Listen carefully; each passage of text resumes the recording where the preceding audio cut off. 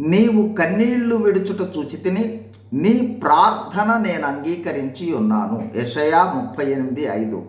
హిజ్కియాను రాజుకు శరీర సంబంధమైన మరణకరమైన రోగము వస్తుంది. అప్పుడు హిజ్కియా కన్నీళ్లతో యెహోవా దేవుణ్ణి ప్రార్థిస్తాడు. దేవుడు హిజ్కియా ప్రార్థనను అంగీకరించి అతనిని మరణము నుండి తప్పించి అతని ఆయుష్ను పొడిగిస్తాడు.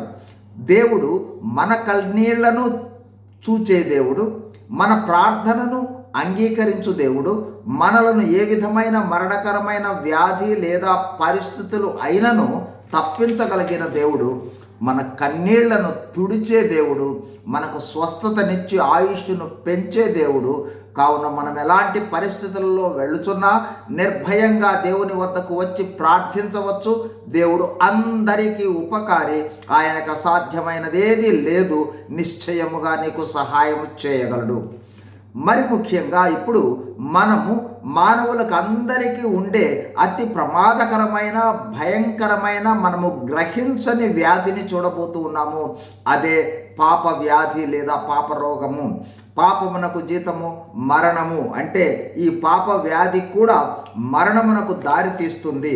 అయితే ఈ పాప వ్యాధి హృదయమునకు సంబంధించింది.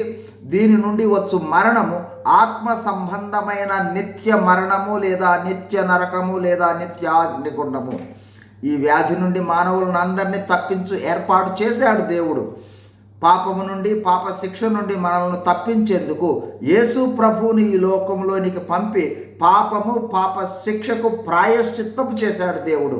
అంత మాత్రమే కాదు, యేసు ప్రభువు నామమున ప్రార్థిస్తే పాపము నుండి నిత్య మరణము నుండి తప్పించుకుని పరలోక ప్రవేశము పొందు ఏర్పాటును కూడా చేశాడు దేవుడు.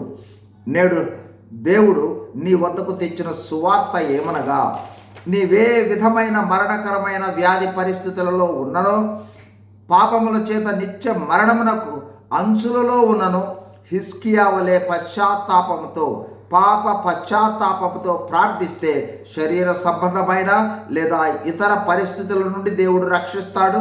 పాప సంబంధమైన వ్యాధి అయితే క్షమించి నిత్య జీవం దయచేస్తాడు లేదా పరలోక రాజ్యం దయచేస్తాడు. యేసు ప్రభువును విశ్వసించండి, రక్షణ పొందండి. God bless you. Thank you.